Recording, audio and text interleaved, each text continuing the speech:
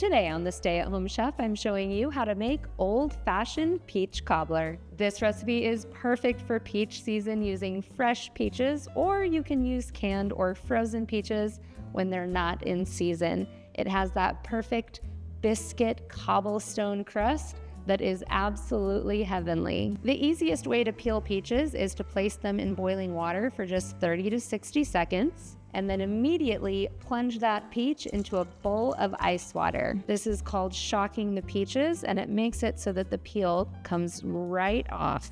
You can use this recipe with peaches, nectarines, a combination of both. You could use apricots, you could use pluots, any stone fruit will work. Once your peaches are peeled, go ahead and slice them and transfer them to a medium-sized mixing bowl. If your peaches aren't quite ripe, this recipe will still work, but you may want to add a little extra sugar.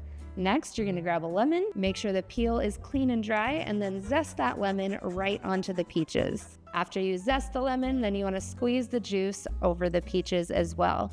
You won't really taste the lemon, but it'll really enhance the flavor of the peaches, and you'll get that nice, strong peach flavor you're looking for. We'll also add half a teaspoon of vanilla extract, and then a third cup of sugar. If your peaches are a little unripe though, just add a little more sugar. Last, add 2 teaspoons of cornstarch. Then we'll stir this all together. If you're using frozen or canned peaches, you'll want to double the amount of cornstarch to help thicken up those extra juices. Then we're going to transfer the peaches into a lightly greased 9x13 pan. Next, grab a mixing bowl because it's time to make our cobbler crust. You'll need 2 cups of all-purpose flour, 3/4 of a cup of powdered sugar, a tablespoon of baking powder, and 1 teaspoon of salt. Give this a quick stir to combine.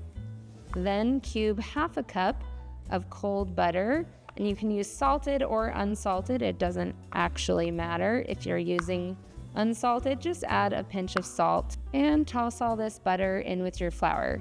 You can do this in a food processor or you can use a pastry cutter, but today I'm just going to show you how to do this by hand. As the butter mixes with the flour, you just want to gently press it with your fingers to create these smaller little discs of butter. At the end of the day, this is actually just a sweet biscuit topping, and as it turns out, when it comes to biscuits, if you have bigger chunks of butter in your dough, you get a better rise and a flakier result. So I don't mind doing it by hand when it comes to cobbler. Next, slowly pour in 1 cup of half and half, which is a mixture of half cream and half milk, to create a wet batter. This is where it really differentiates from a biscuit because you can see just how wet and sticky this batter is. Grab a spoon and start dropping little pieces of the dough to cover all of your peaches. See how it looks like a cobblestone road? Now you know exactly how cobbler gets its name. There are lots of different ways that people make cobbler nowadays, but that cobblestone top